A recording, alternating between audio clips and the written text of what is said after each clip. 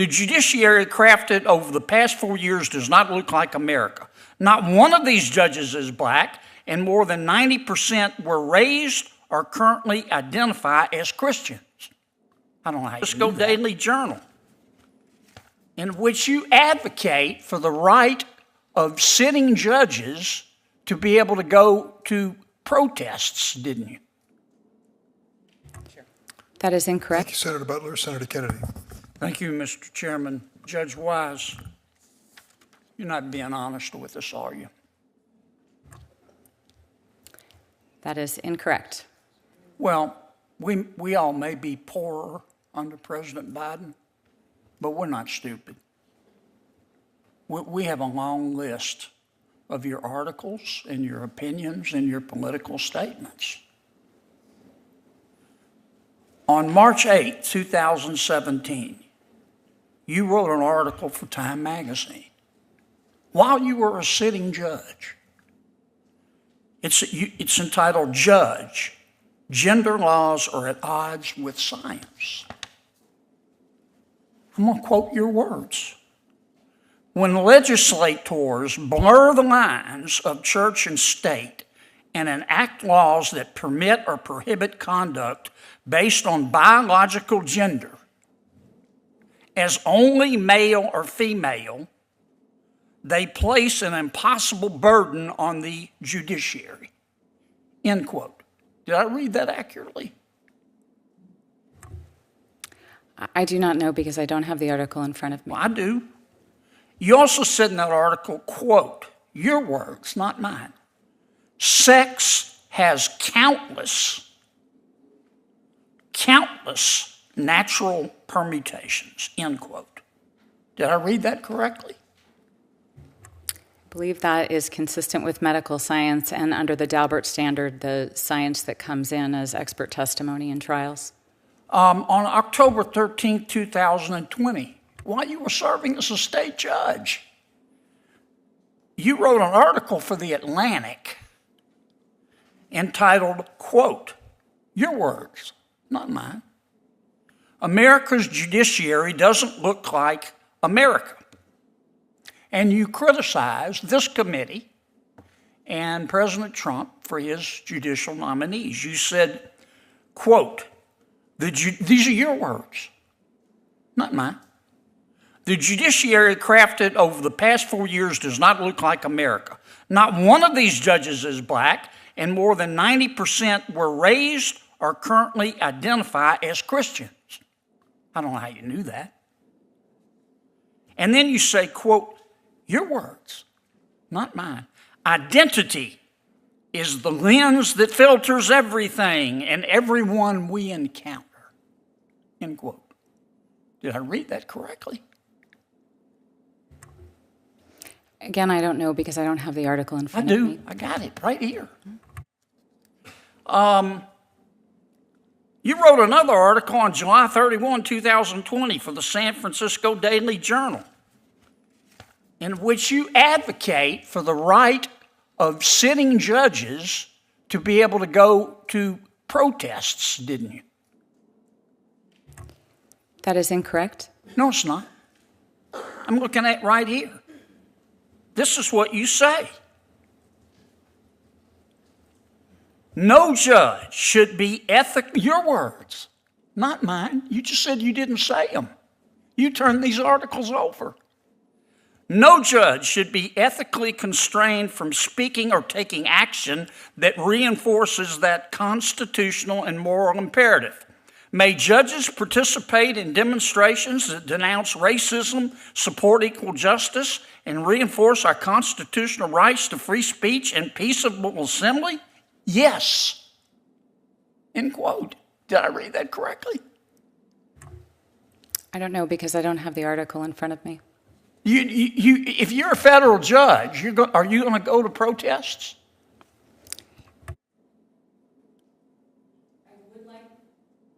I would like to answer the substance of the underlying question that was asked. I'd like you to answer my question. I've only got another minute or so. If you're a federal, let me put it another way. Have you ever gone to a protest, a public protest, while you're a sitting judge? Senator Kennedy, the article that you are referring to Have you ever was gone written, to a protest while you're a sitting judge? I do not believe that I have ever attended a protest as a sitting judge, or perhaps ever in my life. And you talk about Girls Inc. You say you've never heard of them. You were on the, or you don't know that much about them. You were on the board from 2014 to 2024. You're still on their board, aren't you? I'm not. My term expired this last month. And you've given them over $50,000, haven't you? What happens when a senator believes a judicial nominee isn't telling the whole truth? That's exactly what unfolded when Senator John Kennedy confronted a sitting judge over years of controversial articles and public statements. The exchange ended with Kennedy delivering one unforgettable line: "Do you also believe in Bigfoot?" During a Senate confirmation hearing, Senator Kennedy questioned Judge Wise about articles she had written over several years. Kennedy argued that her published opinions revealed strong political views that could affect her impartiality on the federal bench. The judge repeatedly responded that she didn't have the articles in front of her, setting the stage for an increasingly tense back and forth. Kennedy began by quoting a 2017 Time magazine article in which the judge wrote that gender laws recognizing only male and female were at odds with science. He also cited another statement claiming that sex has countless natural permutations. When asked if those were her words, the judge said she couldn't confirm because she didn't have the article before her, though she added that the statement was consistent with medical science and expert testimony standards. Kennedy then shifted to another article published in The Atlantic that he quoted passages criticizing President Trump's judicial appointments, including claims that the federal judiciary did not reflect America and that identity shapes how people see the world. Again, the judge responded that she couldn't verify the quotations without the article in front of her, while Kennedy insisted he was reading directly from her published work. If you're enjoying this breakdown, don't forget to like this video, subscribe to the channel, and let us know in the comments who you think made the stronger argument during this hearing. I do not believe that is correct. That's what your report says.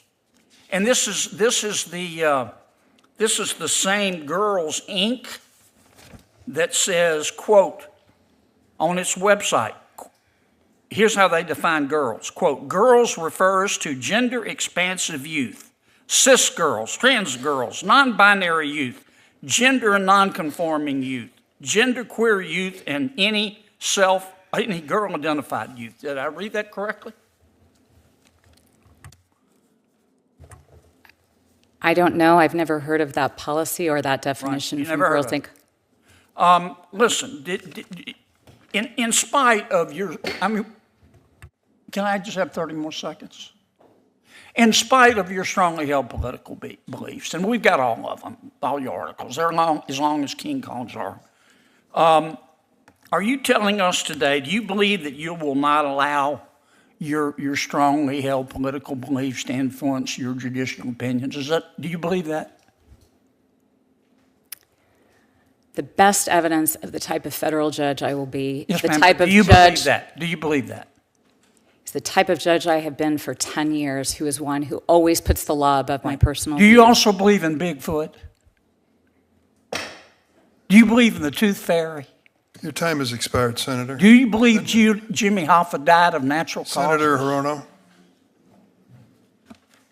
Thank you, Mr. Chair.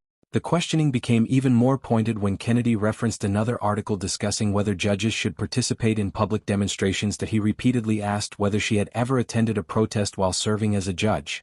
The nominee answered that she did not believe she had ever attended a protest as a sitting judge, or perhaps ever in her life. Kennedy then questioned her involvement with Girls Incorporated, citing the organization's definition of girls, which includes transgender and non-binary youth. The judge replied that she had never heard of that policy despite previously serving on the organization's board. Kennedy closed by asking whether her personal political beliefs would influence her decisions as a federal judge.